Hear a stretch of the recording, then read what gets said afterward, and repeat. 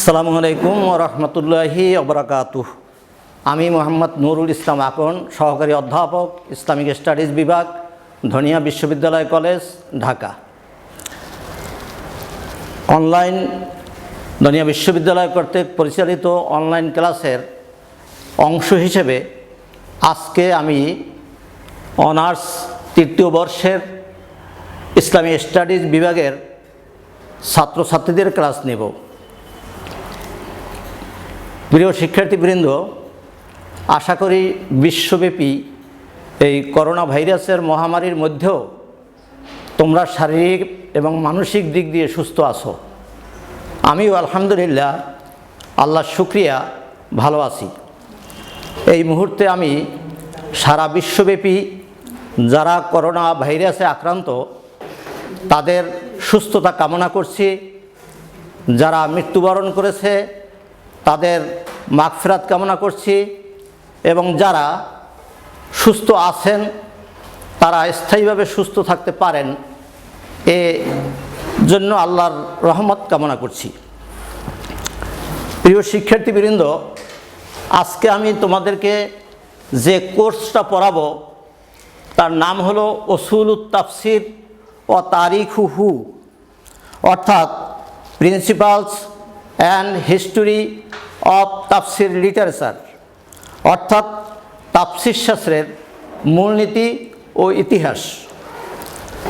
এই বিষয়টি আমরা 17ই মার্চ কলেজ বন্ধ হওয়ার আগ পর্যন্ত এই বিষয়ের উপর অনেকগুলো ক্লাস নিয়েছি, অনেকগুলো টপিক্সের উপর আলোচনা করেছি।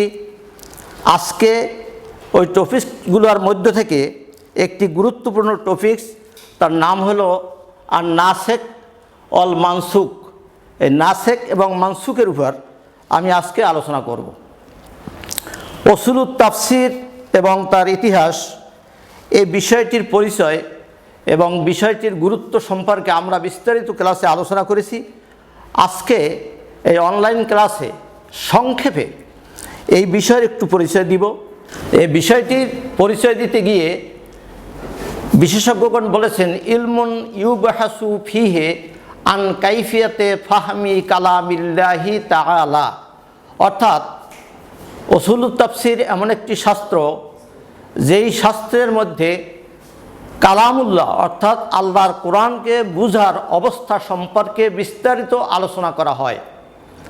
এবং এই বিষয়টির উদ্দেশ্য বর্ণনা করতে গিয়ে বিশেষজ্ঞরা বলেছেন, আল এহতেরাজু আনিল খাতা ফি ফাহমে কালামিল্লাহ, অর্থাৎ আল্লাহর কালাম তথা কোরআন মাজিদ বুঝার ক্ষেত্রে ভুল ত্রুটি থেকে রক্ষা করা বা ভুল ত্রুটি থেকে বাঁচা, এটা হলো এই উসুলের তাফসিরের উদ্দেশ্য।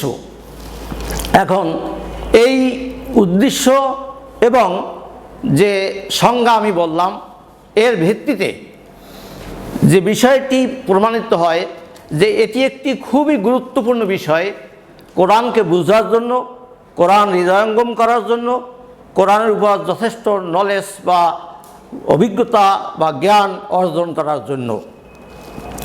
এ বিষয়টির জানার জন্য, অর্থাৎ কোরআন সম্পর্কে গভীর জ্ঞান অর্জন করার জন্যে যে বিষয়গুলো জানার দরকার তার মধ্যে আছে আসবাবে নুজুল, জমিরুল শান অল কেসা, তারপর জমিরুল ফসল, উজুহুল এফরাদ অল জমা, আম ও খাস, মোশতারাক মুআব্বাল, তারপর মহকাম মুতাশাবে।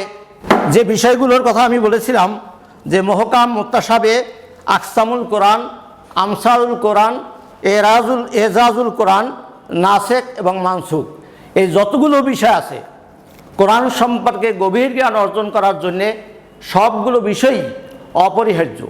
কিন্তু আজকে যে বিষয়টি আমি আলোচনা করব তা কোরআন সম্পর্কে গভীর জ্ঞান অর্জনকারী যারা নয়, অর্থাৎ সাধারণ মানুষ যারা কোরআন পড়ে বা কোরআন পড়ার সাথে অনুবাদ পড়ে অথবা শুধুমাত্র কোরআনের বাংলা পড়ে, তাদের জন্য এই বিষয়টি জানা জরুরি। তার কারণ নাসেক এবং মানসুক যে বিষয়টি আমি বলেছি, নাসেক অর্থ হলো রহিতকারী আর মানসুক অর্থ হলো রহিত। এখন কোন আয়াত রহিত আর কোন আয়াত রহিতকারী, এটা যদি কেউ জানতে না পারে তাহলে কোরআনের অর্থ পড়তে যে সে ব্যক্তি বিভ্রান্তির মধ্যে পড়ে যাবে। এজন্য তার এই নাসেখ এবং মানসুখ সম্পর্কে যথেষ্ট জ্ঞান থাকতে হবে। একটি ঘটনা আছে, একবার এক ব্যক্তি মসজিদের মধ্যে কোরআন সম্পর্কে আলোচনা করতেছিলেন, যিনি পরকাল সম্পর্কে মানুষের মধ্যে খুবই ভীতিজনক কথা বলতেছিলেন। এমন সময় আলী রাদিয়াল্লাহু আনহু এসে তাকে জিজ্ঞেস করলেন যে আলেমতা আর নাসেখ ওয়াল মানসুখ, তুমি কি নাসেখ এবং মানসুখ সম্পর্কে জানো? লোকটি বললেন, লা, আমি জানি না। আলী রাদিয়াল্লাহু আনহু বললেন যে হালাক্তা ও আহালাক্তা, তুমি নিজেও ধ্বংস হয়েছো, অপরকেও ধ্বংস করছো। সুতরাং নাসেখ এবং মানসুখ সম্পর্কে বিস্তারিত জ্ঞান অবশ্যই থাকতে হবে। এটা যেমন একজন আলেম বা কোরআন বিশেষজ্ঞ, একজন তাফসিরকারের জন্য জরুরি, একজন সাধারণ মানুষ কোরআনের সাথে যার সামান্য সম্পর্ক আছে, কোরআনের অনুবাদ পড়ে অথবা বাংলা কোরআন পড়ে, তার জন্য এই বিষয়টি জরুরি। সুতরাং এমন একটি জরুরি বিষয় আজকে আমি তোমাদের সামনে আলোচনা করব, মনোযোগ দিয়ে শোনার চেষ্টা করবে। আমি আলোচনা করতে যে কোরআন শরীফের অনেক আয়াত বলবো, আয়াতগুলো সরাসরি তোমরা মনে রাখতে না পারলেও আয়াতের রেফারেন্স আমি বলবো, সূরা এবং আয়াত নাম্বার বলবো।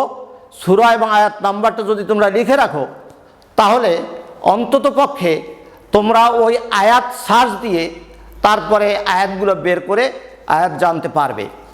তো আমি এখন মূল আলোচনায় চলে যাচ্ছি। মূল আলোচনা হলো যে নাসেখ এবং মানসুখ। তো নাসেখ এবং মানসুখ এই শব্দটা এসেছে নাসখুন শব্দ থেকে। নাস্ক, আরবিতে নাস্ক শব্দ থেকে এসেছে নাসেখ আর মানসুখ। নাসেখ কর্তৃবাচ্য বিশেষ্যের রূপ আর মানসুখ কর্মবাচ্য বিশেষ্যের রূপ।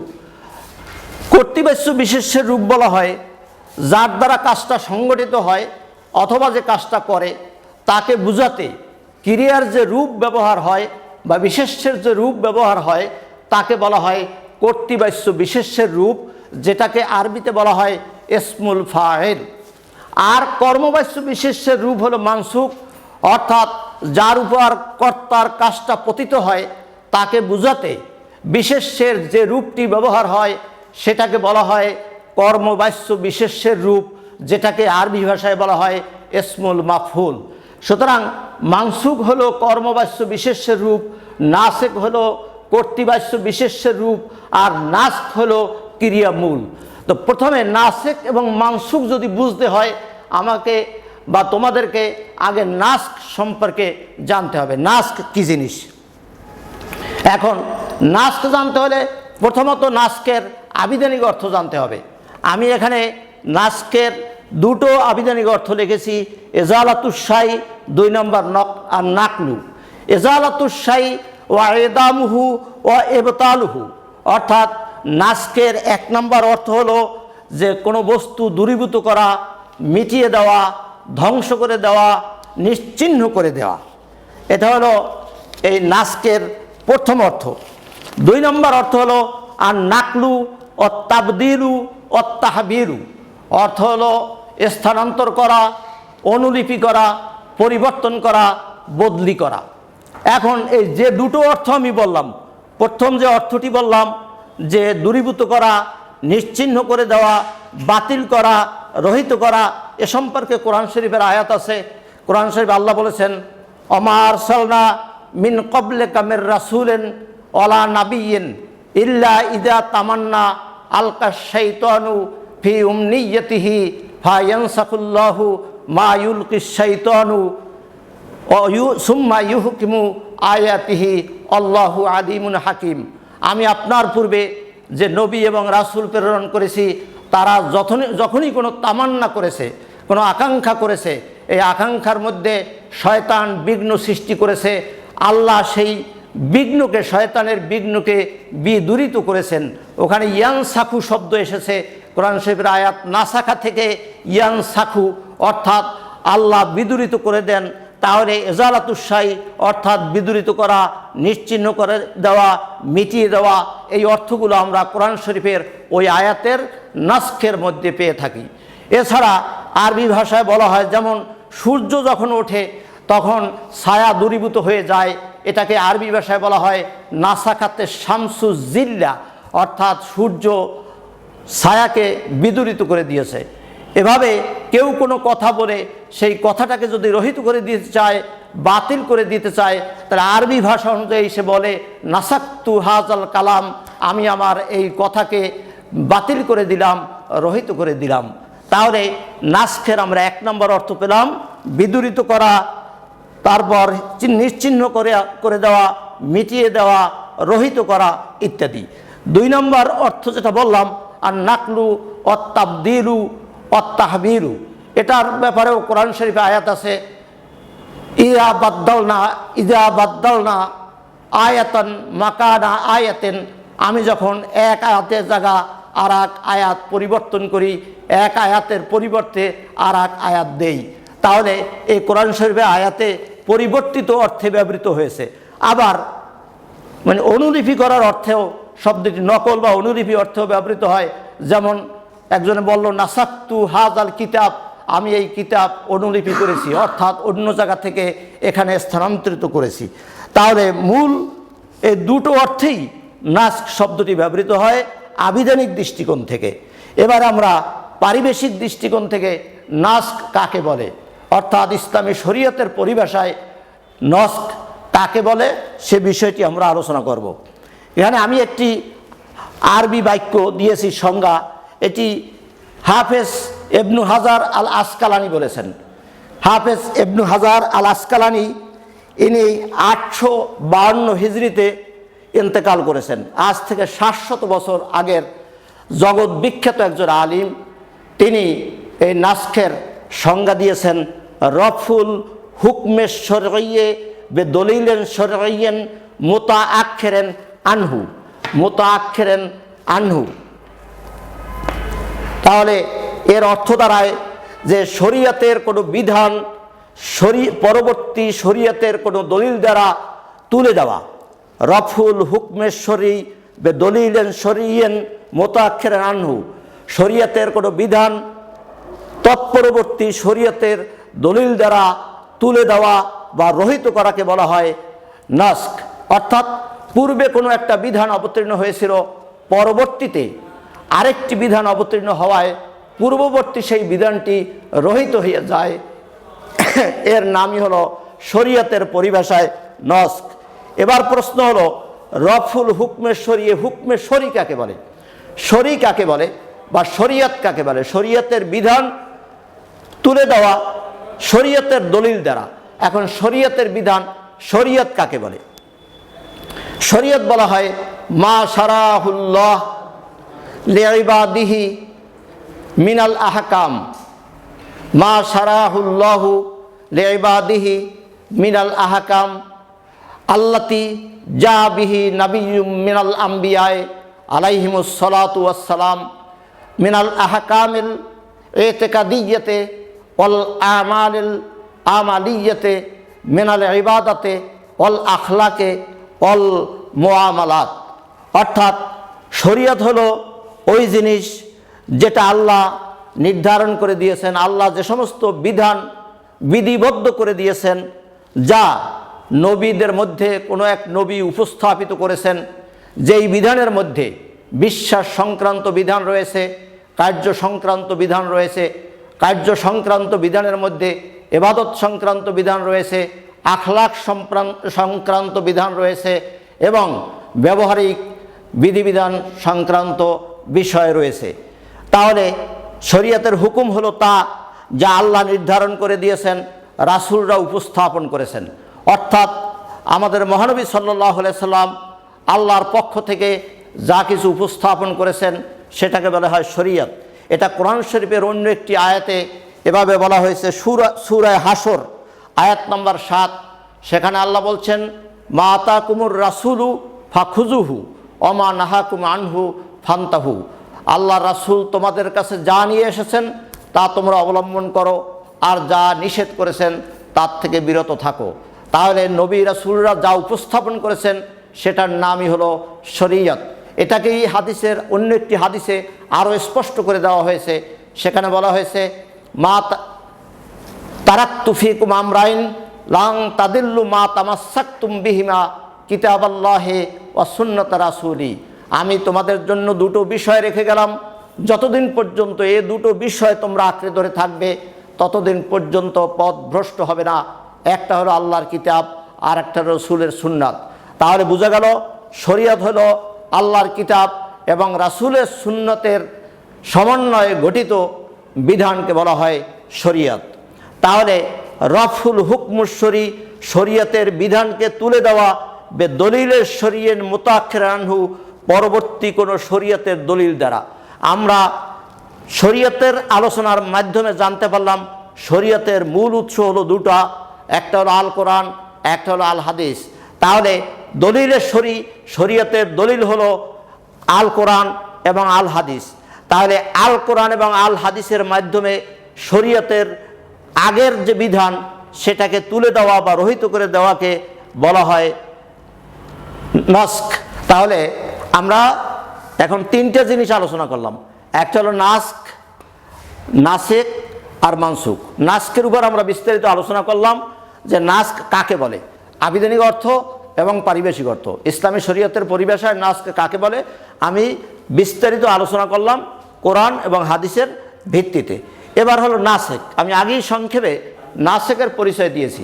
নাসেক কর্তৃবাচ্য বিশেষ্যের রূপ, আর মানসুখ কর্মবাচ্য বিশেষ্যের রূপ। মানসুখ আগে হয়, নাসেক পরে হয়। মানসুখ মানে রহিত, আর নাসেক মানে রহিতকারী। আমরা এই যে সংজ্ঞাটার দিকে যদি তাকাই তাহলেই দেখতে পারবো যে রফুল হুকমের শরী বে দলিলের শরীয়ন, অর্থাৎ দলিলের শরী দ্বারা শরীয়তের হুকুম রহিত করা।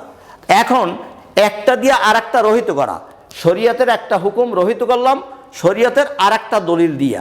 তাহলে যেটা দিয়া রহিত করা হয় সেইটার নাম হলো নাসেক, আর যেটাকে রহিত করা হয় সেইটা হলো মানসুখ। অর্থাৎ মানসুখ শব্দের অর্থ হলো যেটাকে রহিত করা হয়েছে বা রহিতকৃত, আর নাসেক শব্দের অর্থ রহিতকারী। তাহলে রহিতকারী দলিল দিয়ে পূর্ববর্তী বিধানকে মানে রহিত করার নামই হলো মানসুখ। অর্থাৎ পূর্বেরটা মানসুখ আর পরেরটা হলো নাসেক। তাহলে আমরা মানসুখ, নাসেক এবং নস্ক সম্পর্কে বিস্তারিত জানতে পারলাম। অর্থাৎ নস্ক হলো রহিতকরণ কাজটি, আর যেটায় রহিত করে সেইটার নাম নাসেক, আর যেটাকে রহিত করে সেইটার নাম হলো মানসুখ। আবার বলছি, রহিতকরণ কাজটাকে বলা হয় নস্ক, আর যে রহিত করে তাকে বলা হয় নাসেক, আর যেটাকে রহিত করে সেইটাকে বলা হয় মানসুখ। তাহলে এবার আমরা নাস্ক, নাসেক আর মানসুখ সম্পর্কে মোটামুটি জানতে পারলাম। এবার আমরা জানব যে নাস্কের দলিল, অর্থাৎ নস্কের যে মানসুখ করা বা রহিত করার কোনো বৈধতার প্রমাণ কোরআন এবং হাদিসে আছে কি নাই। আমরা যদি কোরআনের দিকে তাকাই তাহলে কোরআন শরীফের একটি আয়াতে আছে, আল্লাহ বলেছেন মা নানসাক মিন আয়াতিন আও নুনসিহা নাতি বিখাইরিম মিনহা আও মিসলিহা। অর্থাৎ আমি যদি কোনো আয়াতকে রহিত করে দেই অথবা ভুলিয়ে দেই তাহলে তার চেয়ে উত্তম অথবা অনুরূপ একটি আয়াত আনয়ন করি। এই আয়াতটি সূরা বাকারার 106 নম্বর আয়াত। এই আয়াত দ্বারা বোঝা যায় যে কোরআন শরীফের মধ্যে বা কোরআন মাজিদের মধ্যে নস্ক আছে, অর্থাৎ নাসেক মানসুখ কোরআন মাজিদের মধ্যে আছে। এই আয়াতটি নাজিল হয়েছিল তখন যখন কেবলার পরিবর্তন হয়। কেবলা পরিবর্তনের পর ইহুদিরা মুসলমানদের মধ্যে বিভ্রান্তি সৃষ্টির লক্ষ্যে তারা এসে বলছিল যে কোরআন যদি আল্লাহর পক্ষ থেকে হয়ে থাকে তাহলে আজকের এক বিধান আবার কালকে আর এক বিধান, এটা কেন? তখন আল্লাহ এই আয়াত নাজিল করে বলে দিলেন যে হ্যাঁ, আল্লাহ এ ব্যাপারে সক্ষম, আল্লাহ যখন যেটা ইচ্ছা সেটাই করতে পারেন, এবং এক আয়াত অবতীর্ণ করার পর পরবর্তীতে মানুষের জন্য যেটা কল্যাণকর এমন বিধান আল্লাহ আবার অবতীর্ণ করেন। আমরা যদি হাদিসের দিকে তাকাই তাহলেই দেখতে পারবো হাদিসের মধ্যেও এই নাসেক মানসুখ বা রহিতকরণ বিষয়টি আছে। আল্লাহ রাসূল বলেছেন কুনতু নাহাইতুকুম আন জিয়ারাতিল কুবুর ফাজুরুহা ফাইন্নাহা তুজাহিদু ফিদ দুনিয়া ওয়া তুযাক্কিরুল আখিরা। আমি তোমাদেরকে কবর জিয়ারত করতে নিষেধ করেছিলাম, এখন তোমরা কবর জিয়ারত করো, তার কারণ কবর জিয়ারত মানুষকে দুনিয়ার প্রতি অনাসক্ত করে এবং আখেরাতের কথা স্মরণ করিয়ে দেয়। তাহলে দেখা গেল এই হাদিস দ্বারা বোঝা যায় যে একসময় আল্লাহ রাসূল কবর জিয়ারত করতে নিষেধ করেছিলেন, আবার এখন কবর জিয়ারত করতে আদেশ করেছেন। তাহলে বোঝা গেল যে আগের বিধান মানসুখ হয়ে গেছে। তাহলে কোরআন এবং হাদিস দ্বারা প্রমাণিত হলো যে নাসেক এবং মানসুখ কোরআন এবং হাদিসে আছে। সুতরাং এই নাসেক মানসুখের ব্যাপারে আমাদের প্রচুর জ্ঞান অর্জন করা দরকার। এবার আমরা নস্খের শর্ত আলোচনা করব। অর্থাৎ নস্খের জন্য কয়েকটা শর্ত আছে, 5টি শর্ত আছে নস্খের জন্য।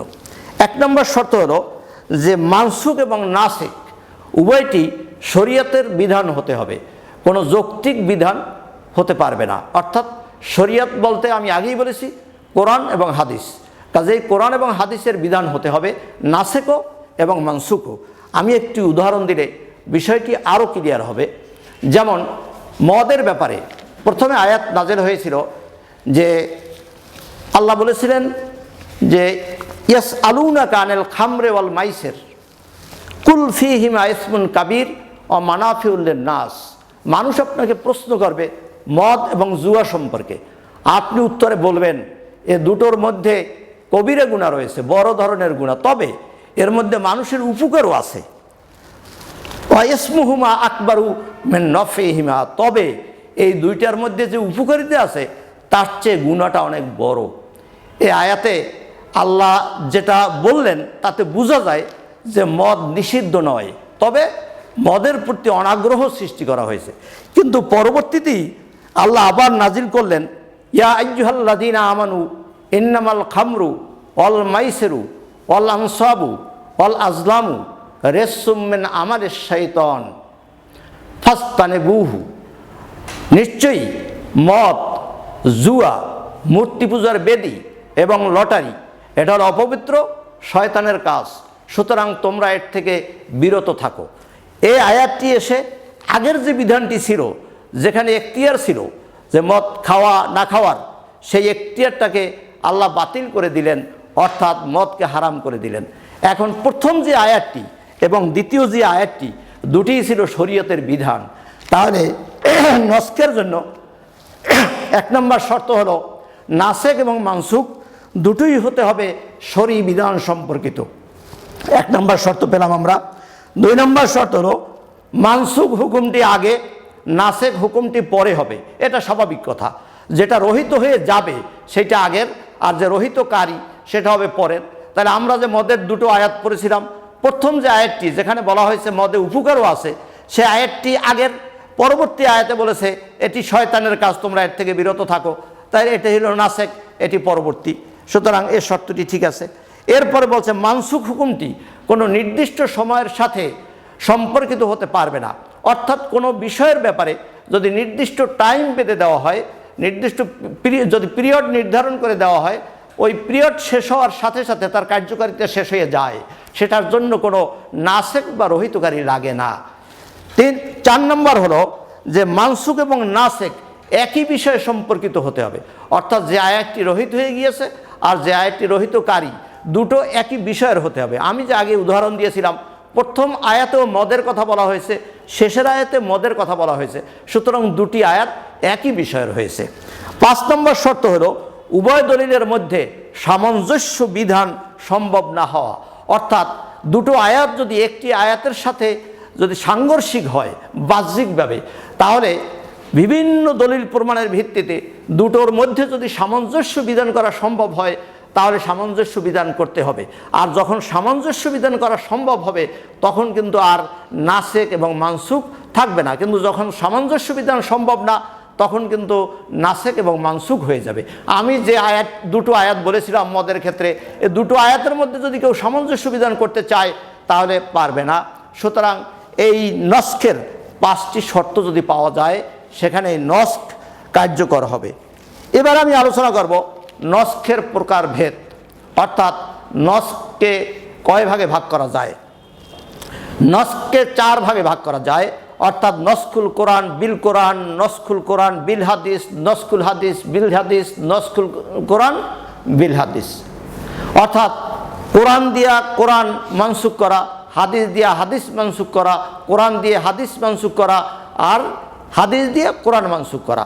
এই চারটি প্রকারের মধ্যে উলামায়ে কেরাম কোরআনের নস্খ বা এই নস্খকে চার প্রকারের মধ্যে সীমাবদ্ধ করেছেন। প্রথম প্রকার হলো যেটা আমি কোরআন দ্বারা কোরআন নস্খ করা, অর্থাৎ কোরআনের আয়াত দিয়ে কোরআনের আয়াতকে মানসুখ করে দেওয়া। যেমন আমি যে উদাহরণটি একটু আগে বলেছিলাম যে মত ইয়াসআলুনাকা আনিল খামরে ওয়াল মাইসিরে ওয়াল আনসাব খামরে ওয়াল মাইসিরে কুল ফীহিমা ইসমুন কাবীর ওয়া মানাফিউল লিন-নাস ওয়া ইসমুহুমা আকবারু মিন নাফইহিমা, সূরা বাকারার 219 নম্বর আয়াত। এখানে আল্লাহ বলছেন মানুষ আপনাকে প্রশ্ন করবে মদ এবং জুয়া সম্পর্কে, আপনি বলে দিন এ দুটোর মধ্যে মহাপাপ, তবে এ দুটোর মধ্যে মানুষের উপকার আছে, তবে উপকারের চেয়ে পাপটা অনেক বড়। এই আয়াতের পরে আল্লাহ আয়াত নাজিল করলেন সূরা মায়েদার 90 নম্বর আয়াত। সেখানে আল্লাহ বলছেন যে ইয়া আইয়ুহাল্লাযীনা আমানু ইন্নামাল খামরু ওয়াল মাইসিরু ওয়াল আনসাবু ওয়াল আজলামু রিজসুম মিন আমালিশ শায়তান ফাজতানিবুহু, নিশ্চয়ই মদ, জুয়া, মূর্তি পূজার বেদী এবং লটারি এটি হলো অপবিত্র শয়তানের কাজ, তোমরা এর থেকে বিরত থাকো। এই আয়াত দিয়ে আগের আয়াত মানসুখ হয়ে গেছে, সুতরাং কোরআন দ্বারা কোরআন মানসুখ হলো। এরপরে আসে কোরআন দ্বারা সুন্নাহ মানসুখ, অর্থাৎ কোরআন দ্বারা হাদিস বা সুন্নাহ মানসুখ। হাদিস বলা হয় মহানবী সাল্লাল্লাহু আলাইহি সাল্লামের কথা, কাজ এবং মৌন সম্মতিকে হাদিস বলা হয়। তাহলে হাদিসকেও কোরআন দ্বারা মানসুখ করা হয়েছে, এরকম ঘটনা আমরা পেয়ে থাকি। যেমন মহানবী সাল্লাল্লাহু আলাইহি সাল্লাম যখন মদিনায় গেলেন, মদিনায় হিজরত করার পরে আল্লাহ রাসূল নামাজ পড়েছেন বাইতুল মুকাদ্দাস তথা মসজিদে আকসার দিকে ফিরে। মসজিদে মহানবী সাল্লাল্লাহু আলাইহি সাল্লাম মদিনায় থাকা অবস্থায় 16 বা 17 মাস পর্যন্ত মসজিদে আকসার দিকে ফিরে নামাজ পড়েছিলেন। ইহুদিরা মসজিদে আকসার দিকে ফিরে নামাজ পড়তো।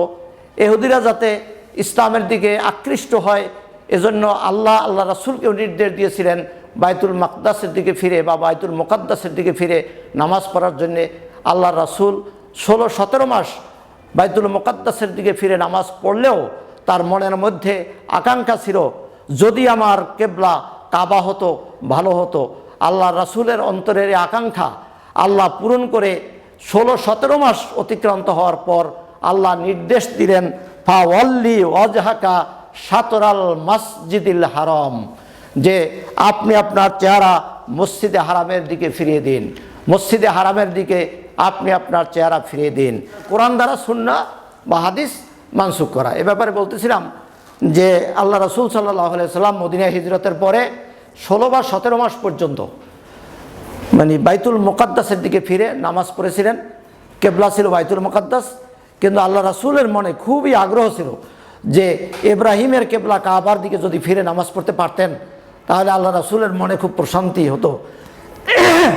এজন্য আল্লাহ রাসূল বারবারই আকাশের দিকে তাকাচ্ছিলেন যে পরিবর্তন হয় কিনা, নির্দেশটা পরিবর্তন হয় কিনা। একদিন আল্লাহ রাসূল সাল্লাল্লাহু আলাইহি সাল্লাম এক সাহাবীর মৃত্যুবরণ করায় বনি সালেমা গোত্রে গিয়েছিলেন। সেখানে যাওয়ার পরে জোহরের নামাজের টাইম হয়। মসজিদে বনি সালেমায় আল্লাহ রাসূল জোহরের নামাজ পড়লেন। জোহরের নামাজ পড়তেছিলেন, 2 রাকাত যখন শেষ, 2 রাকাত না, দ্বিতীয় রাকাত যখন পড়তেছিলেন, দ্বিতীয় রাকাতে রুকুতে যাওয়ার পরেই আল্লাহ আয়াত অবতীর্ণ করে দিলেন ফাওয়াল্লি ওয়াজহাকা শাতরাল মসজিদিল হারাম। এটা হলো সূরা বাকারার 144 নম্বর আয়াত। এই আয়াতটি অবতীর্ণ হওয়ার সাথে সাথে আল্লাহ রাসূল যেহেতু উত্তর দিকে ছিল কেবলা বাইতুল মুকাদ্দাস, সেখান থেকে সরাসরি দক্ষিণ দিকে ফিরে আসলেন। আল্লাহ রাসূল সামনের কাতারে আসলেন, সাহাবা একরামও ঘুরে ওই আল্লাহ রাসূলের পিছনে সারিবদ্ধ হলেন। এভাবে কেবলার পরিবর্তন হয়ে গেল। এটা ছিল জোহরের নামাজে। পরে আল্লাহ রাসূল সাল্লাল্লাহু আলাইহি সাল্লাম মদিনায় যাওয়ার পরে মদিনায় আসরের নামাজ ঠিক কাবার দিকে ফিরে নামাজ আদায় করেছিলেন। কেউ কেউ বলেছেন যে জোহর আর আসর দুইটার সমন্বয় হলো এভাবে যে জোহর হয়েছিল বনি সালেমায় আর আসরের নামাজে কেবলা পরিবর্তন করে পড়েছিলেন সে মদিনার মসজিদে। আর সেই মসজিদে বনি সালেমার নাম পরবর্তীতে মসজিদুল কেবলাতাইন, আজকেও সেই মসজিদের নাম মসজিদুল কেবলাতাইন। সে মসজিদে 2টো কেবলা এখনও, 2টো কেবলা মানে 2টো মেম্বার আছে এখনও, অর্থাৎ একটি হলো উত্তর দিকে, একটি হলো দক্ষিণ দিকে। এই যে আল্লাহ রাসূল 17 মাস পর্যন্ত, 16 থেকে 17 মাস পর্যন্ত এই বাইতুল মুকাদ্দাসের দিকে ফিরে নামাজ পড়েছিলেন। এই আল্লাহর ওহির মাধ্যমে সেটি ছিল হাদিস, অর্থাৎ সেটা সরাসরি কোরআনের নির্দেশ ছিল না। ওহিও, কোরআনও আল্লাহর ওহি, হাদিসও আল্লাহর ওহি। তাহলে এই পরোক্ষ ওহির মাধ্যমে আল্লাহ রাসূল বাইতুল মুকাদ্দাসের দিকে ফিরে নামাজ পড়েছিলেন। পরবর্তী প্রত্যক্ষ ওহি কোরআনের আয়াত ফাওয়াল্লি ওয়াজহাকা শাতরাল মসজিদুল হারাম, এই আয়াতের ভিত্তিতে আল্লাহ রাসূল কাবার দিকে ফিরে নামাজ পড়া শুরু করলেন। আজকে পর্যন্ত আছে, কিয়ামত পর্যন্ত কাবার দিকে, কাবাই কেবলা, কাবার দিকে ফিরেই আমরা নামাজ পড়ব। তাহলে এখানে এই কোরআনের আয়াত দ্বারা হাদিসকে মানসুখ করে দেওয়া হলো। এবারে হাদিস দ্বারা হাদিস মানসুখ, হাদিস দ্বারা হাদিস মানসুখ হওয়ার ঘটনাও আমরা হাদিস থেকে পাই। হাদিসকে দুই ভাগে ভাগ করা যায়, প্রধানত বর্ণনাকারীর সংখ্যার ভিত্তিতে হাদিসকে দুই ভাগে ভাগ করা যায়, মুতাওয়াতির আর আহাদ। মুতাওয়াতির বলা হয় সেই হাদিসকে যার বর্ণনাকারীর সংখ্যা এত বেশি যে তারা কোনো মিথ্যে কথার উপর একমত হয়েছে, এটা আকল কবুল করে না। এই বর্ণনাকারীর সংখ্যাধিক্যের কারণে তাকে হাদিসে মুতাওয়াতির বলা হয়। এখন মুতাওয়াতিরের জন্য বর্ণনাকারীর সংখ্যা কত হতে হবে এটা সুনির্দিষ্ট কোনো নিয়ম নাই। তবে কেউ কেউ বলেছেন 5 জন হতে হবে, কেউ বলেছেন 10 জন হতে হবে, কেউ 12 জন, কেউ 20 জন, কেউ 40 জন, কেউ 70 জন, কেউ 300 প্লাস হতে হবে, 300-র উপরে হতে হবে। যাই হোক, মানে বিশেষজ্ঞদের মতে এটার জন্য কোনো সুনির্দিষ্ট সংখ্যা নাই। তবে সংখ্যা, এত সংখ্যাও হতে হবে যাতে মিথ্যের উপর সাহাবা একরাম একমত হয়েছেন এরকম কল্পনাও করা যাবে না। এ প্রকার হাদিসকে হাদিসে মুতাওয়াতির বলা হয়। আর এই পর্যায়ে যে হাদিস না পৌঁছেছে সেটাকে বলা হয় হাদিসে আহাদ। তাই মুতাওয়াতির দ্বারা হাদিসে আহাদকে মনসুখ করা, আর খবরে ওয়াহিদকে মনসুখ করা, খবরে ওয়াহিদকে খবরে ওয়াহিদ দ্বারা মনসুখ করা, খবরে ওয়াহিদকে মুতাওয়াতির দ্বারা মনসুখ করা, মুতাওয়াতিরকে খবরে ওয়াহিদ দ্বারা মনসুখ করা। অর্থাৎ 4টি পর্যায়ে আমি বললাম। মুতাওয়াতিরকে মুতাওয়াতির দ্বারা মনসুখ করা, খবরে ওয়াহিদকে খবরে ওয়াহিদ দ্বারা মনসুখ করা, খবরে ওয়াহিদকে মুতাওয়াতির দ্বারা মনসুখ করা, মুতাওয়াতিরকে খবরে ওয়াহিদ দ্বারা মনসুখ করা। তবে শেষটা যেটা মুতাওয়াতিরকে খবরে ওয়াহিদ দ্বারা মনসুখ, এটা অধিকাংশের মতই বৈধ নয়। ঠিক আছে। এবারে সুন্নাহ দ্বারা কোরআন মানসুখ করা, অর্থাৎ হাদিস দিয়ে কোরআন মানসুখ করা, এটা একটি আমাদের কাছে আশ্চর্যই লাগে যে হাদিসের চেয়ে কি, হাদিসের গুরুত্ব কি কোরআনের চেয়ে বেশি? আসলে তা না, বরং এটা নিয়ে একটু মতভেদই আছে যে হাদিস দ্বারা কোরআন মানসুখ করা যাবে কি না। ইমাম আহমদ, ইমাম শাফির মতে যে হাদিস দ্বারা কোরআন মানসুখ করা বৈধ নয়, কিন্তু ইমাম আবু হানিফা, ইমাম মালিক রহমতুল্লাহ আলাইহির মতে যে হাদিস দ্বারা কোরআন মানসুখ করা বৈধ। কোরআন শরীফের একটি আয়াত আছে, কুতিবা আলাইকুম ইজা হাদারা আহাদাকুমুল মাউতু ইন তারাকা খায়রানাল ওসিয়্যাতু লিল ওয়ালিদাইনি ওয়াল আকরাবিন। যখন তোমাদের কারো মৃত্যু উপস্থিত হবে তখন সে যদি কোনো সম্পদ রেখে যায় তাহলে সে যেন পিতামাতা এবং আত্মীয় স্বজনের জন্যে সে ওসিয়াত করে যায়। এটা কোরআনের বিধান ছিল। পরবর্তী সময়ে আল্লাহ রাসূল বলেছেন আলা লা ওসিয়্যাত আলি ওয়ারিসিন, মানে ওয়ারিসদের জন্য, অর্থাৎ শরীয়তে যাদের মিরাস আছে, শরীয়তে যাদের জন্য মিরাস নির্ধারিত করা আছে তাদের জন্য কোনো ওসিয়াত করা যাবে না। এই হাদিস দিয়ে পূর্বের আয়াত সূরা বাকারার 180 নম্বর আয়াতকে মানসুখ করা হয়েছে। তা আজকে আমি এবারে নস্কের প্রকার, 4টি প্রকারই আমি আলোচনা করলাম, যে কোরআন দ্বারা কোরআন মানসুখ করা, কোরআন দ্বারা হাদিস মানসুখ করা, হাদিস দ্বারা হাদিস মানসুখ করা, আর হাদিস দ্বারা কোরআন মানসুখ করা। এই 4টি প্রকার আলোচনা করলাম। নাস্কের উপরে আমি আজকে এ পর্যন্তই আলোচনা করলাম। আমরা নাস্কের উপরে যে আলোচনাটা আছে, আরও অনেক আলোচনা আছে, আজকে আমরা এ পর্যন্ত আলোচনা করলাম। অর্থাৎ যে পর্যন্ত আমরা আলোচনা করেছি তার মধ্যে আমরা জানতে পারলাম নস্ক কাকে বলে, নস্ক কত প্রকার, নস্কের বৈধতা আছে কি না, এবং আমরা উদাহরণসহ কোরআনের আয়াত দিয়ে আলোচনা করেছি। প্রিয় শিক্ষার্থীবৃন্দ, তোমরা যেহেতু আমি এই আলোচনাটা আরও একদিন লাগবে, তোমরা এর উপর আমি যে আয়াতগুলো বলেছি, আয়াতগুলো রেফারেন্স দিয়েছি, এই আয়াতগুলো সংগ্রহ করে আয়াতগুলো মুখস্থ করো এবং আয়াতগুলো মুখস্থ নাম্বার সহ মুখস্থ করার চেষ্টা করো। আগামী ক্লাসে আমি এই টপিকের উপর আলোচনা শেষ করে তোমাদেরকে একটি প্রশ্ন দেব, প্রয়োজনে অ্যাসাইনমেন্টও আমি দিতে পারি। তো আজকে এ পর্যন্তই। সবাই সুস্থ থাকো, ভালো থাকো। আমি সকলের জন্য দোয়া করি, আবার যেন পুনরায় তোমাদের সাথে একত্রিত হতে পারি, ক্লাস নিতে পারি। তোমরাও এই দোয়া করবে। আসসালামু আলাইকুম ওয়া রাহমাতুল্লাহি ওয়া বারাকাতুহু।